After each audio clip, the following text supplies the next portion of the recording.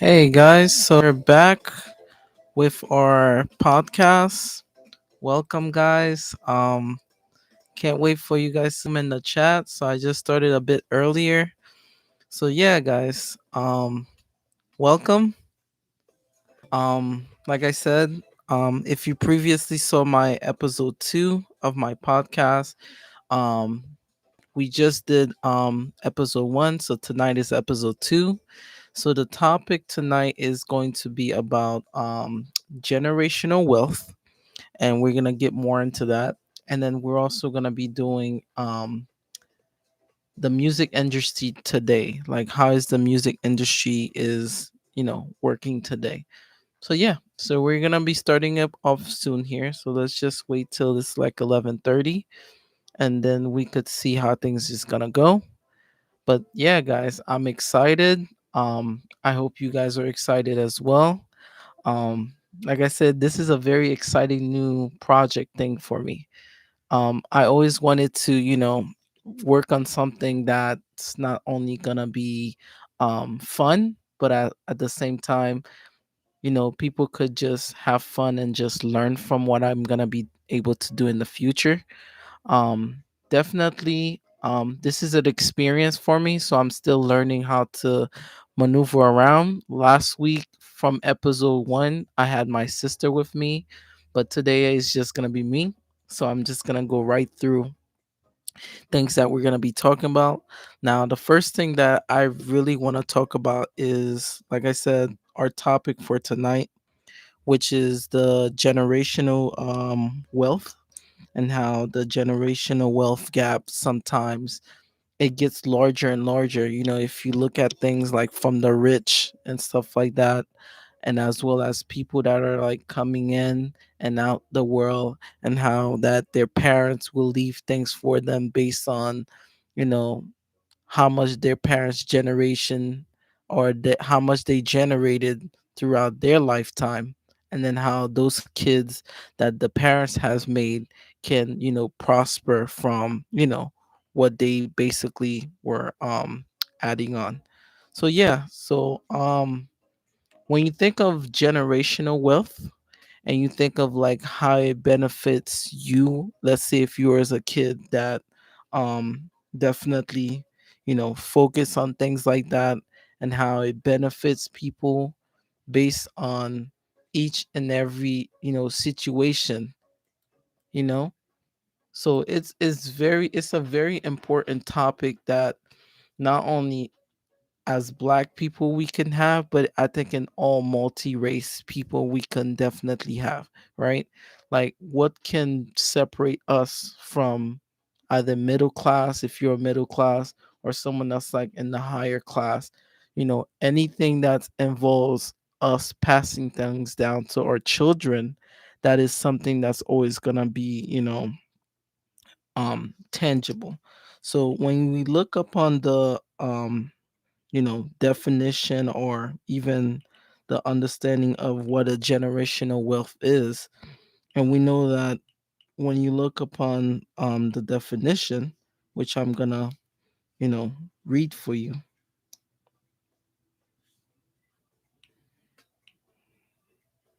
Okay.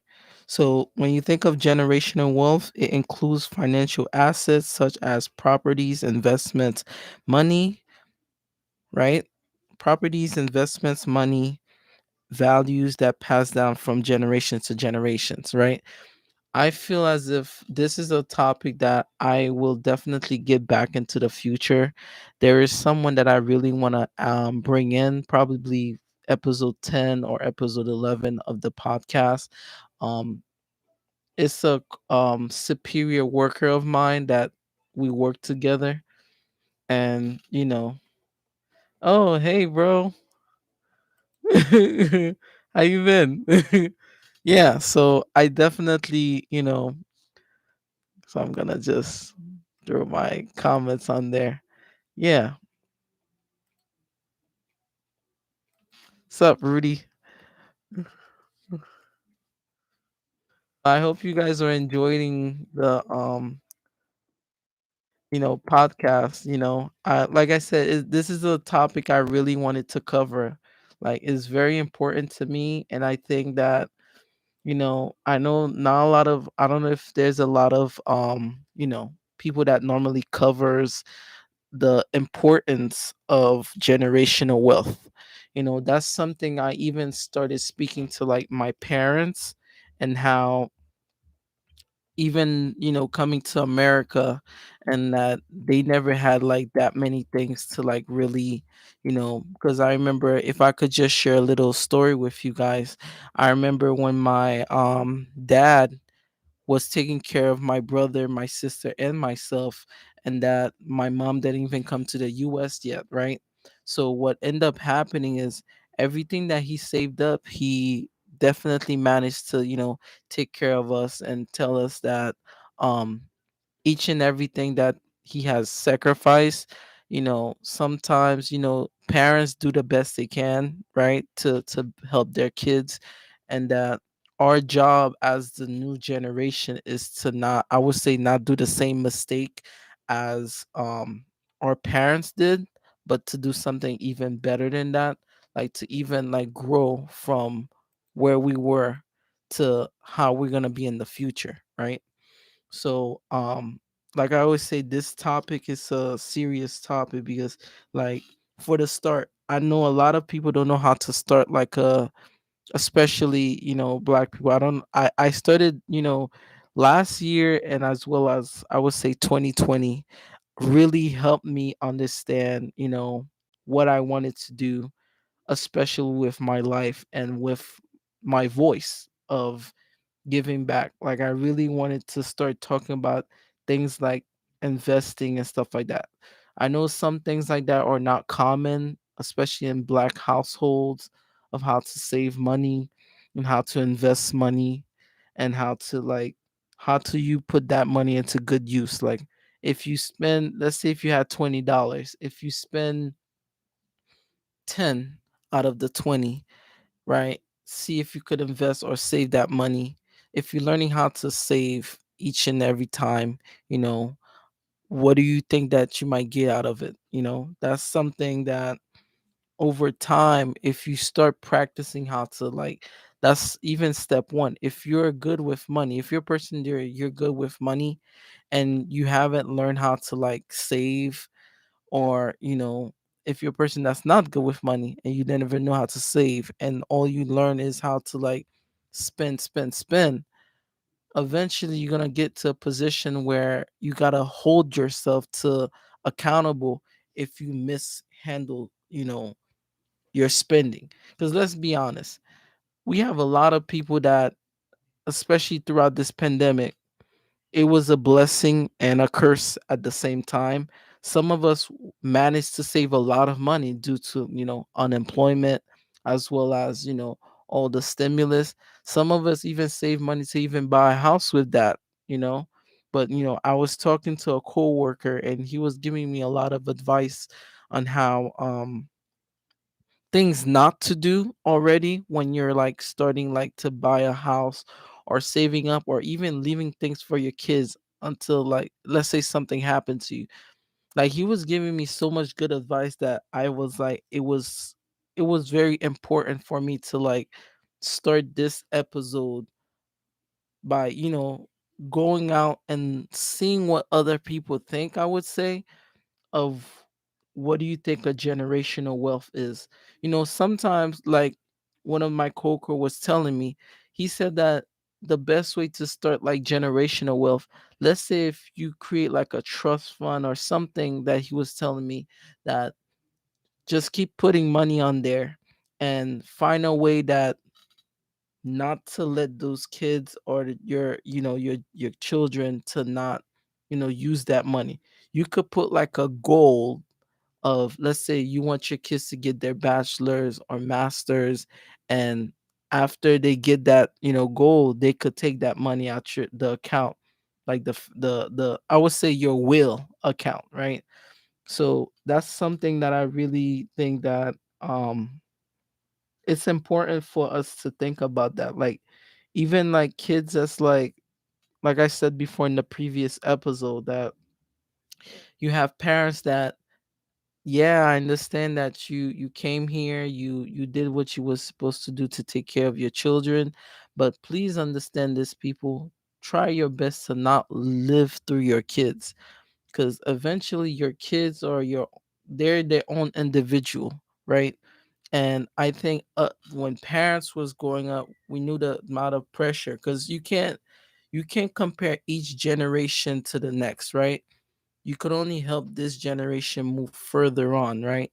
So where I'm going with this is like, how do we set up a position where we could help this generation, but at the same time, let them be their own thing? Because I always say that this generation is probably the most fastest learners throughout the previous generation. Like when a kid is born now, 2 or 3 months, they already know how to say something, compared to us, like when we were like people that were born in the 90s, 80s. When a baby was born, it took time to like really grasp things, but now even a baby already knows how to use like a phone or something like that, which is how crazy how time really flies. So I really wanted to like, giving people like examples, as well as like how to really put a position where to really start something that's gonna beneficial to not only yourself when you have kids, but in the long run, right? So back to the generational wealth thing. So let's say, if, for an example, if I have a son, right, and he wanna do basketball, but let's say he's not that good at basketball. Am I gonna hinder him for that because he don't want to learn something, or do he has something that's a special gift that he's good at, that he could still make money off something that he can still do that he loves? Because a lot of parents, they do is that they put so much pressure on education, on things that they want to see their kids to make money off. They don't give the kids time to breathe of what they really want to do, you know? So, that sometimes could hinder your generational wealth. So to backtrack up, just if you growing or helping your kids grow, tell them like how to make like money, how to spend money wisely, not to splurge things, because there'll be a times that they can't spend that much and they have to save up. We know people that's like that, where they could spend so much on materials, but when it comes to actually paying their rent or paying something that's actually important, they don't have the means right there and there, right? So the best thing I offer those tips is that if you learn how to spend on the things that you need, like you pay the roof over your head, you pay the light bill, you pay everything. Whatever money that you have, find a way to like invest that money, you know? Because a lot of people would not tell you how like the stock market or things like that like work. But if you're a person, especially as a black person, you come in, you start going in, you start seeing how the system really works, people will see you more dangerous. You're a more dangerous individual compared to someone that don't really know that much about business. Because I feel as if that is like I was telling you guys before, that is not really thought, especially in when I was growing up, how to like properly save money, how to like, start creating trust funds for your kids, right?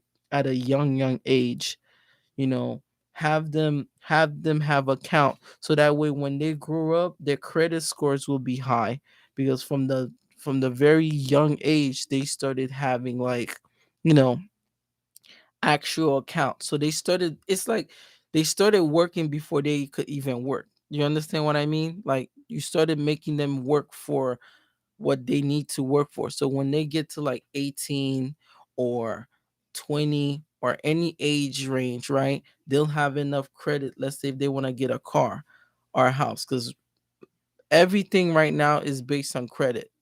You could have everything else, but if you don't have good credit, they won't even let you borrow any money in the bank. That's how crazy things are now. That's something I feel all parents should have a talk with their kids, like How do you build generational things where save money, save money, save money, and then save something where to the side that you're gonna be able to, pay for? Because you could make separate accounts for different situations. Like, for an example, let's say if something were to happen, a family died or something, have like an account that's solely based on emergency, and then family time, and then things that needs to, really focus on. Because I think those things are very important. Moving on to like the future, I think saving money and not spending the amount of things right now is what's important, because due to the pandemic, a lot of things are high. Food costs are high. Um, let's just be honest, mortgage things are high too. So it's like everything right now is so high priced that we have to really be careful what we buy when we buy it. Because look at what a couple of months ago, right? When they had Thanksgiving at the black market, right? Nothing really was like at a good price. People were paying higher prices compared to previous Black Fridays, right? In 2021. People were still paying the same amount, and we were spending things that we really didn't need, but then we do need because we wanted to make our kids happy and stuff. So that's another backtrack too. It's like we're spending in things that we love, but then again, it's like to get those things now, they're more expensive. And it's like it's hard to get things like that, you know? You know, but yeah, let's say, if we end up buying a house, right? For an example, let's say I'm talking to anyone. Let's say if we were to buy a house, whatever down payment that we put and start making money, we should at least, somebody even gave me an idea. One of my coworkers, he was like, if you were to buy like a house, make sure you get like a house that's like a double family house, which allows you to not only, if rent people on the bottom, you could basically pay the mortgage, or the, if since you the landlord now, so you basically could pay everything while the person is being rented downstairs. So all the appliance, all that payment, so long the person pay their rent, you use that money and you invest to basically fix things that's in the house, right? A lot of landlords do that. So that's why I say that they know a little bit about like the real estate thing. So, I'm just bringing you guys that little mindset. It's like, I believe that like, it doesn't matter which major you do, but I feel that a lot of people should focus on real estate and how certain business work. How do some business make money off you just by making money off you, because either advertisement or due to the fact that, you know, in the long run they know how much they're cutting back based on how much they're giving to the customers, you know. So all that is, calculated. Like, even when you take like a insurance policy, the amount of interest, the asset, the down payment that you're using in order to cover everyone that's in the family. One is going to become like a depreciating asset over time, but in the long run it's going to help out, right? That's normally they will tell you all these good things, but they don't tell you the drawbacks if you don't do it the correct way, or let's say if you don't pay on the same time. So it's all these things that, I believe that we need to like have a sit down with it and just make it more common for us black folks or any ethnicity to talk about, you know? Cuz right now, like, the only difference that the rich and the middle class or even the poor class has is like they know how to pass down their generational wealth. Because they, as rich as some rich people are, they will not let their kids have everything unless they really, really want their kids to like, they want them to like I would say slightly struggle to see how things are until they get their inheritance, which is what it's called. It's like, I give you this amount of time to get this amount of education, or in order for you to get this, you know, this what is it called, this inheritance. So that I find very interesting, you know. So like I said, I covered things like for property, which is about the housing that I told you about, and as well as, you know, the down payment when it comes to like housing. So if your dad, your great grandfather had a house and you took that house, you made some, you know, change to that house, you upgraded it, you did things to keep the house up to par. When you have kids, you could give this in. So eventually the market of the house will just start depreciating because each family history has passed down inside the house. You know, over time, you won't have to, you know, I don't know how it works, but you won't have to pay too much. Let's say if you were to sell the house, so long the house is like in good condition, I think that they allow you to like, the bank will pay you back, I think, more interest based on the condition of the house if you were to sell it, right? So yeah, so let me know what you guys think. So yeah, so Rudy, I saw that you have a question. You said so true, bro. I wish when I came to the US I had teaching me how to save. Yeah, that's so true. I agree with what you said, you know. Um that's why I said like each episode is gonna be something different, you know. Um, Hopefully I could look back and see this because, like I said, saving money right now is the most utmost importance for people because right now we don't really know what's happening to the economy due to the whole pandemic. Things are either, you know, I would say shaky, but things are like fluctuating, right? So we don't really know, you know, when things are gonna get to like the new, you know, normal. But due to the fact that things are fluctuating, so it's better to like buy things when they're like at a high, so when things go back to like regular price you will not pay the amount that you paid when it was an inflation, you know, because when things are inflation you can't really buy nothing until things goes back to like regular, you know, price. Then that's the only way that you could actually buy a house or save any amount of money, you know, because the bank will never tell you how they make their own money.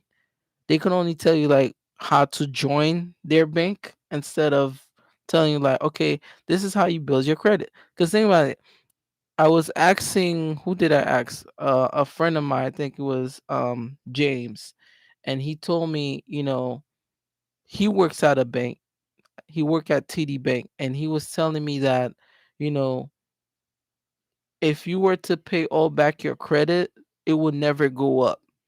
And I'm like, how? He said, you have to pay things by portion because that's how your score gets to be judged. Each time you make a small payment, so long you make the payment before the actual time of when the payment is supposed to be made, that will boost your credit up.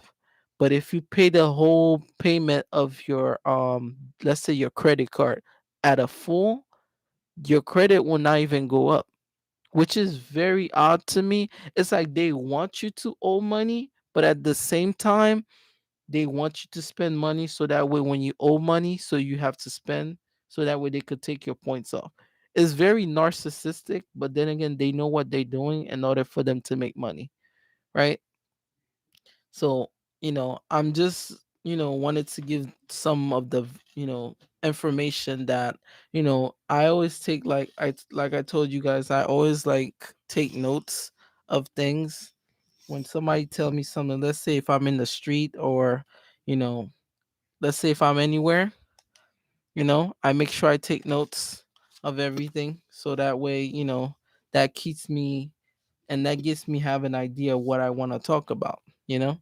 Um Another thing I wanted to talk about is that when it comes to,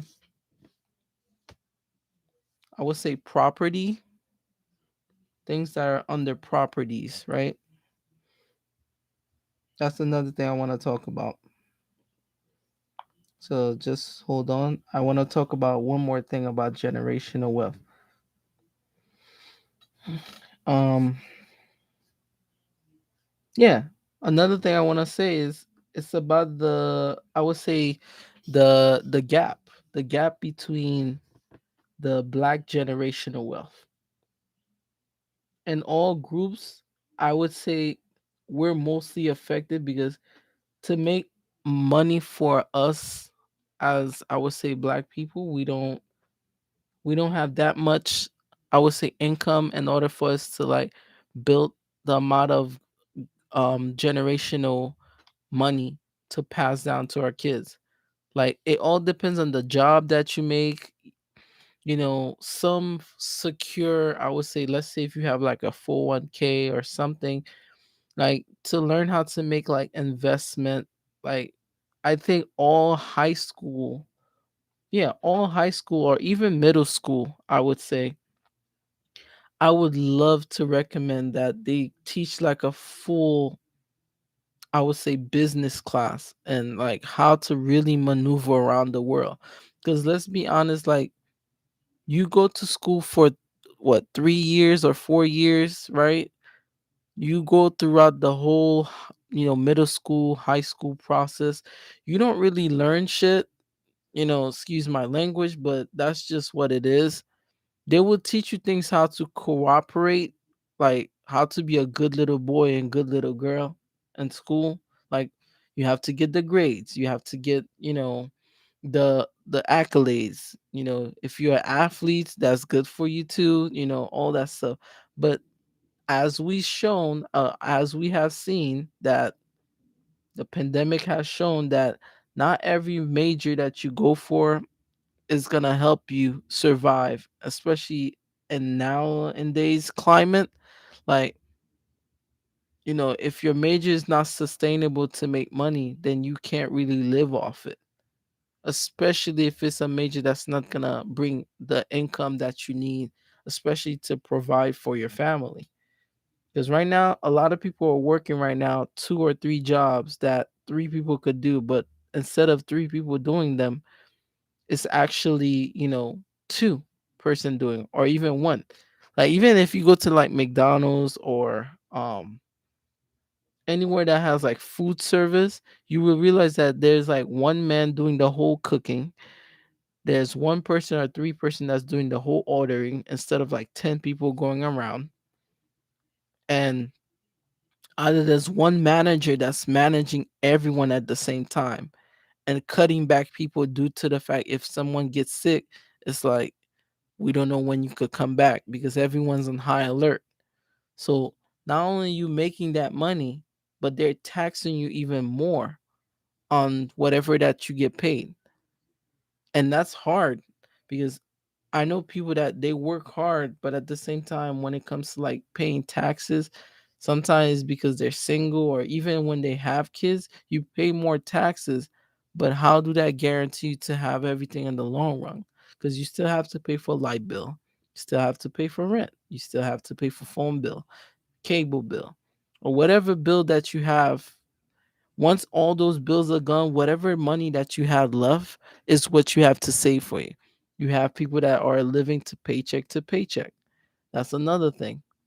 Like you can't say, "Oh, you have to save." How you think that person feels? Like don't you think that they want to save? They have so much that they have to put into like certain pockets before they could even think for themselves. And now that some schools require like a lot of attention for even kids, like they will go to school and the next thing they be like, oh yeah, your kid needs this, your kid needs that. Like if your kids don't even come back to school, they'll be like, you have to come pick them up. So sometimes parents that have kids and everything, I feel you guys so much because I remember when I was a kid. I remember because we didn't take. I think it was our immunization shots, those type of shots that in order for you to get into the school you have to take, I think something flu or something like that. They gave my dad so much hell just to get the shots because the appointments were so backed up. By the time that we actually got the shots, they started really letting us in the school. But it goes to show like now they're taking things to even the max. Like not only the kids have to take the vaccination, but they also have to take, let's say if they have like, medical problems or stuff like that, allergies, they still have to take those shots. So all these complicated things, you know, that that's put a strain on some parents' heads. So when you stand back and you tell parents, you need to save, you need to do this, how they gonna do that if they have all this going on? So that's another thing I wanted to say. Like the responsibility of parents, if you see your parents is so busy and they can't spend time with you as a kid, just know that your parent is doing as much as they can to like provide for you, not because they don't feel like they want to spend time with you, but it's just that the world is not a pretty place, and they have to put their feet in fire in order for you to be fed. So I just wanted to commend, those parents that are doing it, because it's hard right now. Like as like today, I was supposed to not work, but due to the snow and all that crazy stuff, right, I had to go back to work. And the amount of students that came in to like register, some of them were international, some of them this was their first time, some of them was like they're the first person to graduate in their family, right? So they're trying to become something to help out the amount of family that they have in the back. So it's all these things that could contribute of someone thinking about having a generational wealth, because they don't want to live the same pressure that their parents had to sacrifice. So they're trying to be better than what their parents were. Yes, their parents made sacrifice. So it's like running and getting a baton. Like I did all the hard work as the parent, so that way you have an education. So now I gave you the baton. So now you could run with life to grow, groom yourself, so that way you could help your kids that you're going to have in the future. So that way they don't have to suffer what they suffered, and you don't have to suffer what they're going to suffer. It's hard. It's hard. So, I really wanted to talk about the generational gap wealth thing. Some of the tips that I recommend um to fix that problem is that as a family, talk about what you guys gonna do different from the year before to this year. Are you guys gonna save more? Are you guys gonna spend less? Now, due to the fact that groceries or things that are like people eat are more expensive, so that I can't say you can't save less on food, because everybody gets hungry sometimes, and you need to have enough food for you to not go out. You know, um, especially money. Like I would say, like in order for I would say if someone like in the family, let's say instead of everybody paying for like their own phone bill, I would say like make a position where everybody could combine a family plan and just make that payment right there and there. So that way everybody's phone is paid. So you won't have to worry about that phone bill. So whatever bill that you guys want to tackle next, it will be, separate. So as so long we, how they say unity is power, right? So long you guys do things together and pay everything together, you know, it should work. Another thing, if you're a kid that you're like 18 or 17, I know the job is not pretty, but there are some jobs that they're offering at, small universities and colleges. Trying to take on to those jobs, to save some money up. Even it's not that much, still save some money. Learn how to like make money on your own, so that way when it's time for you to save up and when you actually get more, the bigger amount of money that you need, you'll have like room to like spend but also save at the same time. Because right now things are not looking good too much, but then again it's like there's nothing we could do. This is what the world is right now, right? Yeah, so those are some tips that I suggest. Have a talk with the family and see what you guys think about, those things I talk about. Start, I would say, introducing your kids to like how to properly save. Manage how they save. Don't spend on things that they don't need. Reduce, cut, just like they say, like cut back on certain things. Just think of your budget as like a diet. You have to pay phone bill, light bill, house bill. So imagine them as a diet, you know, things not to eat, things to eat. You may have like a cheat day in between, but just stay on the regular diet. It's very similar to what I always say before. If you think of it that way, you realize that make a plan, write everything down of things that you know that you're going to spend. If you can't meet those requirements, always have an alternative plan so that way it could boost up the main plan, right? So that's something I really wanted to finish talking about. Okay. If you guys have any questions, like I said, Rudy, if you have any questions or anything, you could, put it on the chat and then I'll answer it. Okay. Um, what questions that you might have, I could just, put it on there and then we could discuss that. So now I'm gonna be talking about, I would say, the music today versus music, how we listen to music now, and then how we used to listen to music back in the day, right? So we know that the music we had back in the day, it was I would say a difficult time when everything had to be like brought and actual stores, and you had to go to them, right? And when you go to those stores and you buy the physical copy, and that's how the artists back in the day was able to keep track on how much they sell as an artist, right?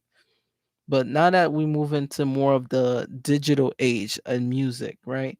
And we realize how much each things are being spent. So we realize that, you know, it's very difficult of how things are being done now. Because I remember, you know, for an example, Michael Jackson, how how hard it took him to, like, when he sell stadiums, and how he had to buy things, and he was the artist that promoted the digital video visual age of music, right? So because of Michael Jackson, a lot of artists like today was able to promote like visual, aspect into their music. And because of Michael Jackson too, MTV became a big thing, because especially for black artists, because we never had, you know mainstream for artists such as himself, or never had the position to even make music that was not only good, but to broadcast it throughout everyone, but they couldn't have that. So now they had to change that. So it's a lot that has happened in the music industry. It's not like how it used to be, but I appreciate the slightly change. That means like now things are more focused on singles instead of like actual albums. Like a previous artist said, nobody creates albums anymore, like Beyonce said. Everybody just focus on creating a single and releasing that single, and then they come up with another one and another one and another one. So nobody don't sit there and listen to a body of work anymore. They don't. Because I always say, like, as much as I love music back in the day, 9 out of 10, who would bet that if they were to put music in Main Street nowadays, they will still kill it. But then again, because of the digital age, they will probably downplay a lot of the music more, because people just want to listen to the music that they want, like the heartbeat, and then just go. They don't want to sit there and like listen to like the body of work anymore, which is very sad, because when you look upon everything that music has done over the years, not only it unites people, but it also connects bigger audience, right? When you think of a legendary artist, right? It's not just the sales or the album sales. How much do the music connects to the people on a day-to-day basis? Because this is the problem I have today. Like a lot of artists don't fully connect with their peers, or like what are they actually learning from the music.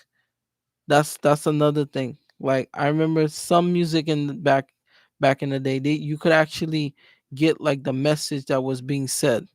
But now it's like, I mean, rap was very similar to back in the day and now. Like all they talk about is like who and what they slept with, right? But when it looks like things are going south, like they always come up with something that's gonna help the community. But now it's like they don't really have that anymore.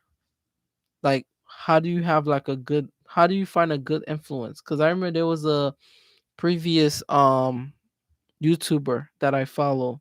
He said that, you may love the artist's music, but sometimes what the artist is saying, it doesn't really represent what they're really portraying in real life.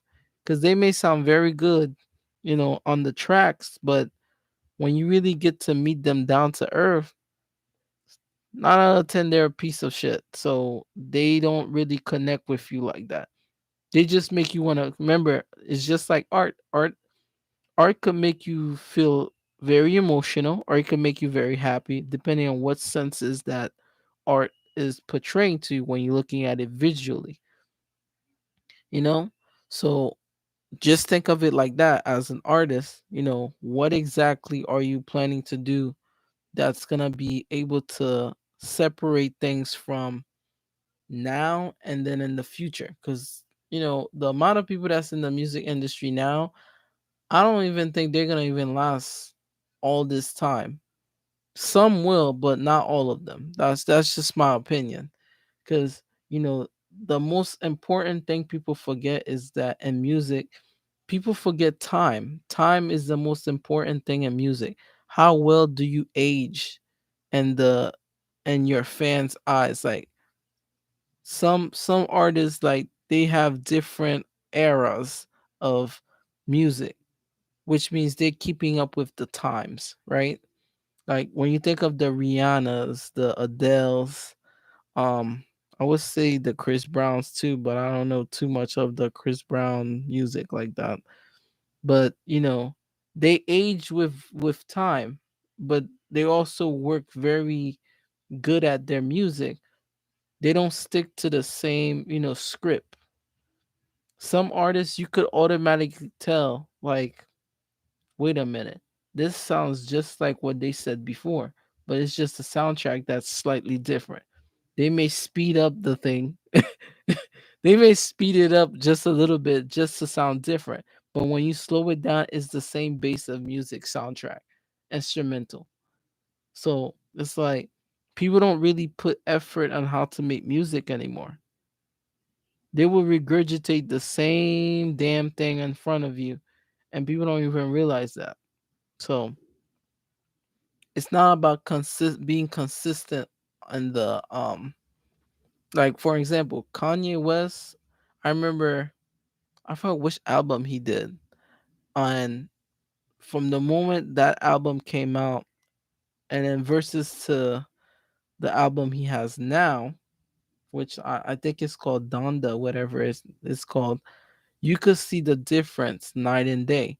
If your album is not night and day, that's a problem. Because then people are just rebuying the same album that you just did a couple of years ago. Because there's like few artists that's able to age with time. A few, like a very few. Because nobody wanna work for, like, you at the top, but now you can't work for your craft because you feel as if you accomplish everything. Like, just like in like training, sometimes you have to as an athlete, sometimes you have to defy the odds. So it's the same as music. Just before they think you're done, you create a surprise, you create an anticipation to release something. I like artists like that. Like, just notice that when you're done, people thought that you were done, and then you just surprise them. Like, very few artists is able to do that nowadays. Like, when Adele released her new album, I'm like, especially one of the videos, it was like a continue, like the Ease on Me was very similar to like Hello and Rolling in the Deep, but it was like a continuation of that. Like, Rolling in the Deep was part 1, Hello was part 2, and Ease on Me, I guess, is the final chapter of the sadness that Adele bring. But the song, when you look at the body of work of the albums, she started working with intricate instrumentals that she never worked on before.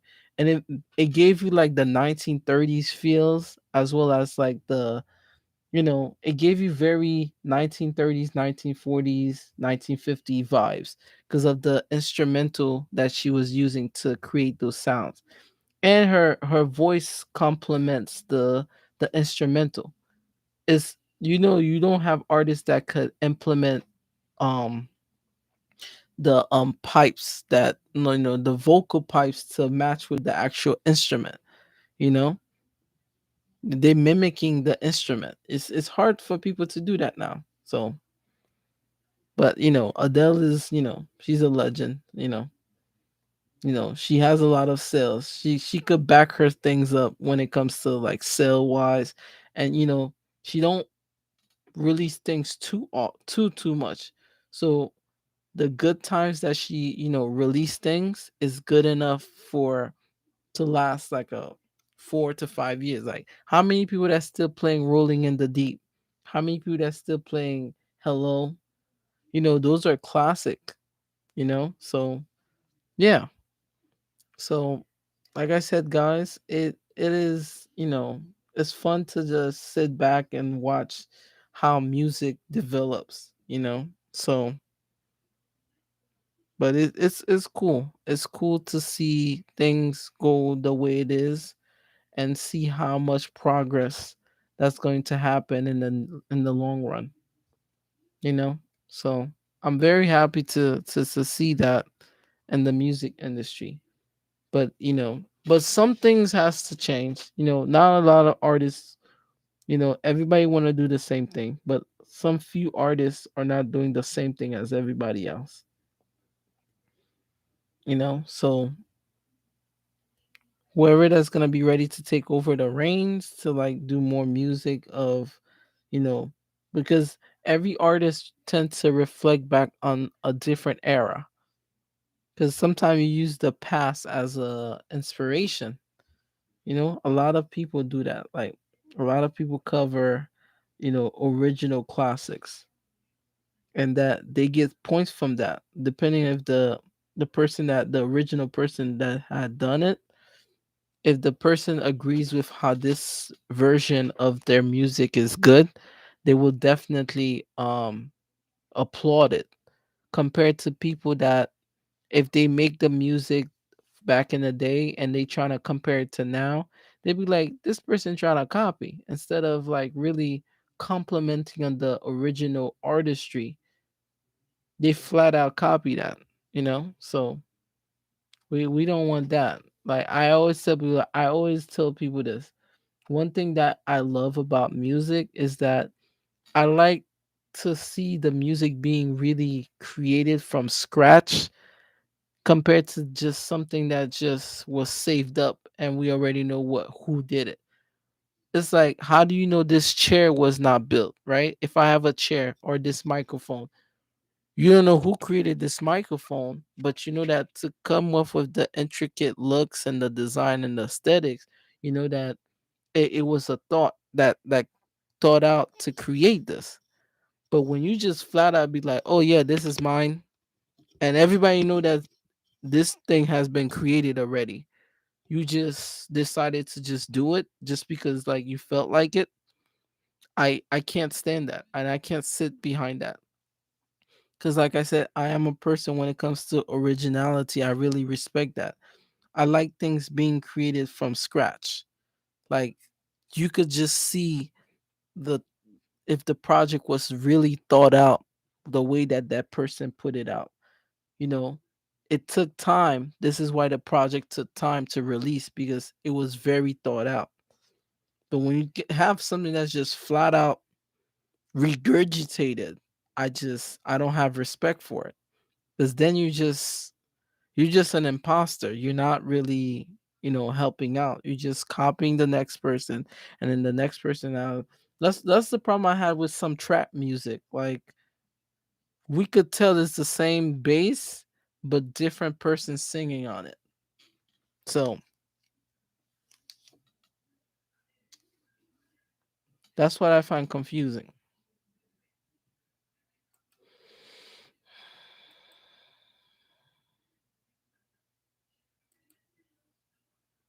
But yeah, that's literally what it is.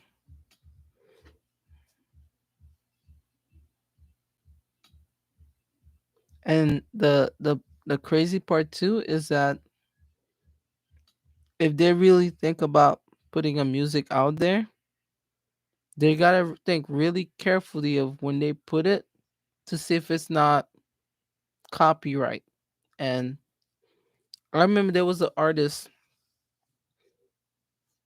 I forgot her name, but a lot of people know that Whitney Houston's I will always love you, which was, part of the adaptation thing for I think it was the original artist that did it.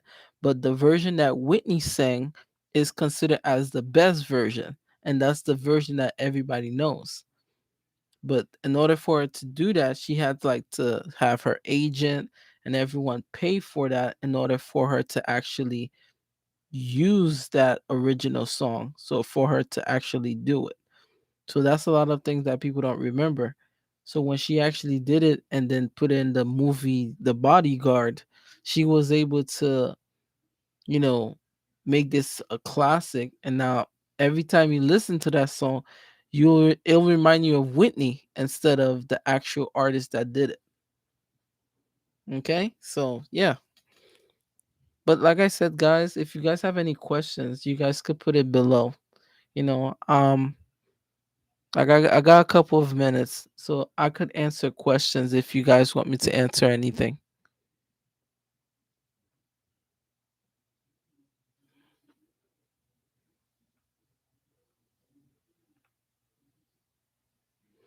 And like I said, guys, probably the episode 3 and 4 is gonna be together, so it might be like 2 hour long. So for our next episode, it's gonna be I know I wanna do something that's dealing with I would say aliens. I don't know.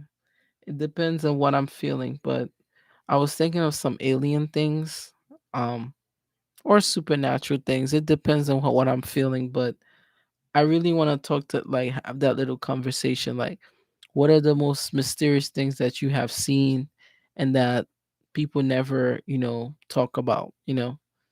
That would be something cool. I want to bring to the podcast next episode.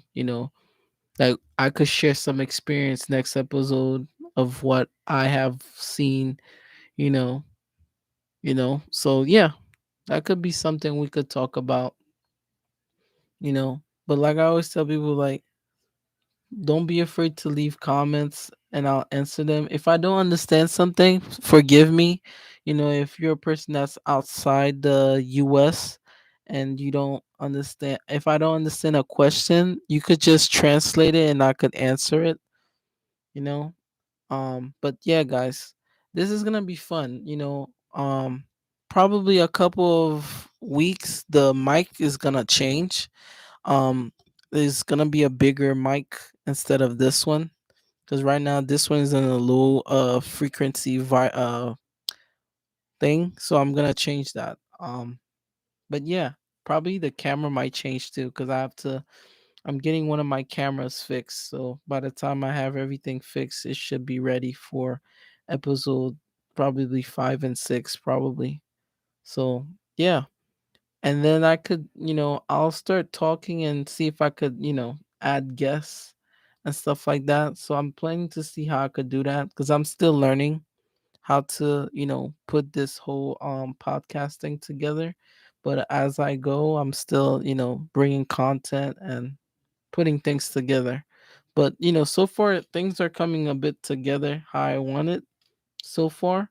So over time, once I'm really involved of how, where the camera angles and everything, like the light is already there. So it's just a matter of, getting the proper, camera to like really get the angles that I need.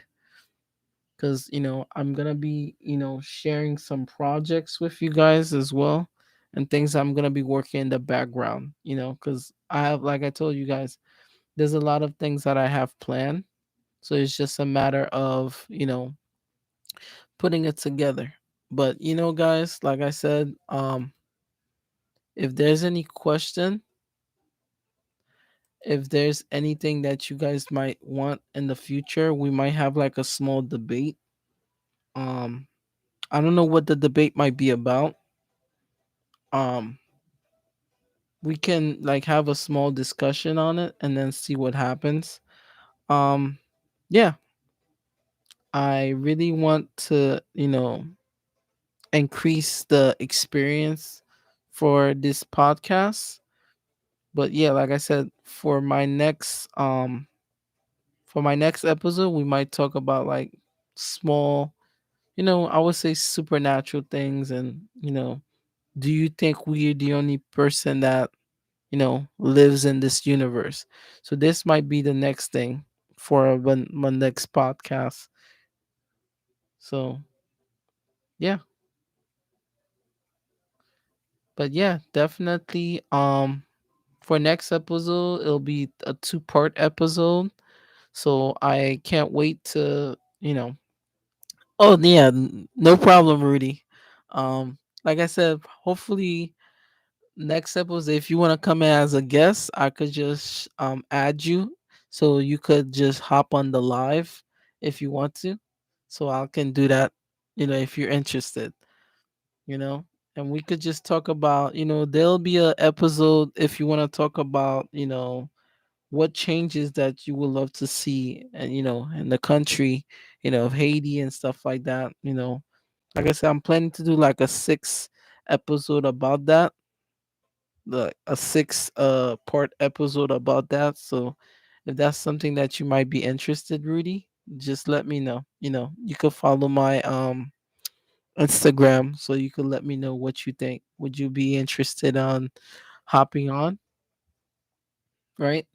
So if you do, so you'll okay. So like I said, guys, thank you so much. Even if I didn't have that many people, that's fine. Like I said, this is still new to me too, so I'm still growing and understanding how to, do this. So, but definitely, I'm happy that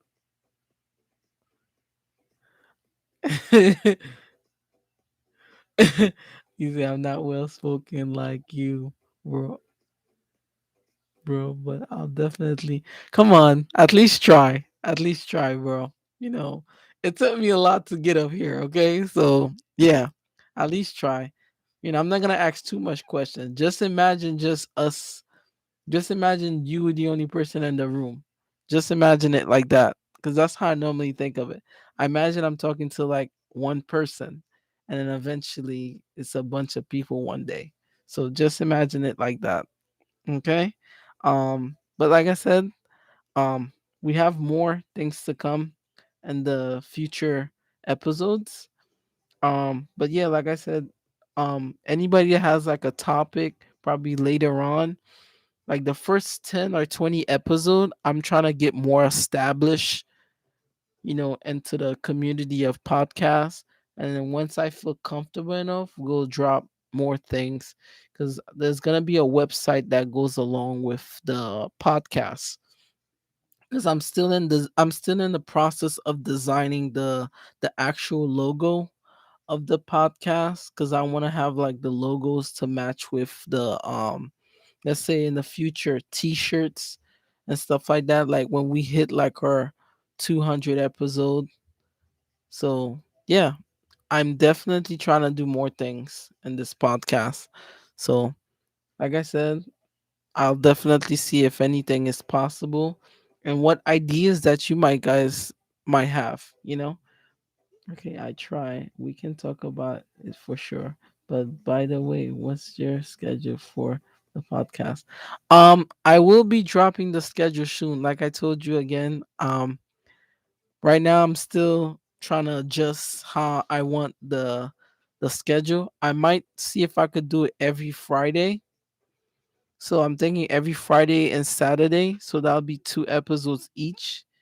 So one of them will be probably around 9:30 at night, which is for Friday, and then Saturday will be probably in the morning, as well as probably the morning will probably be in between I would say 11:30. 11:30 will be the start of the podcast, and then later on, which will be nighttime, will be the sleepy celestial time, which is the longer hour. So you'll get shorter podcasts and then you'll get longer ones depending on the topics.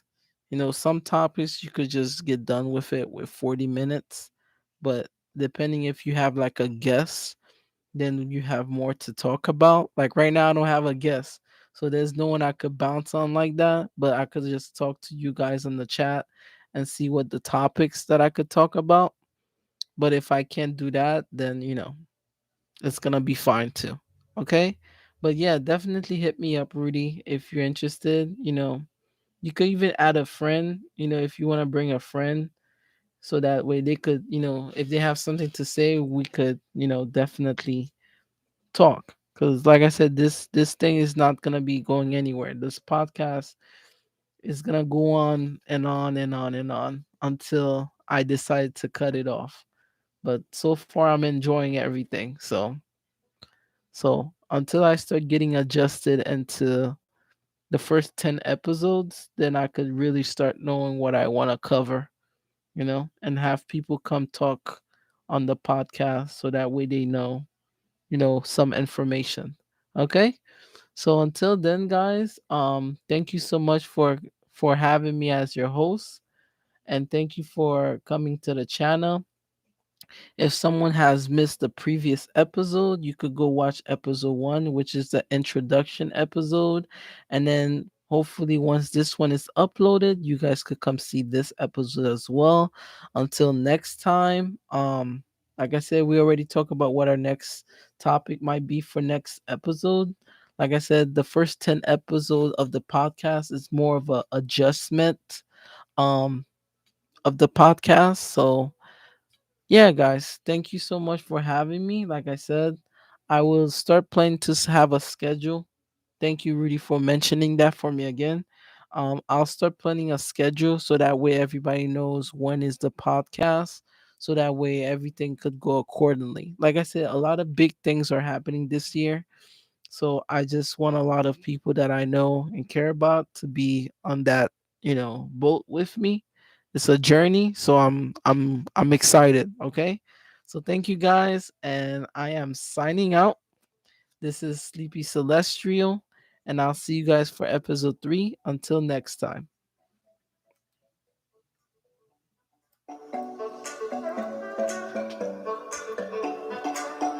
Thank you.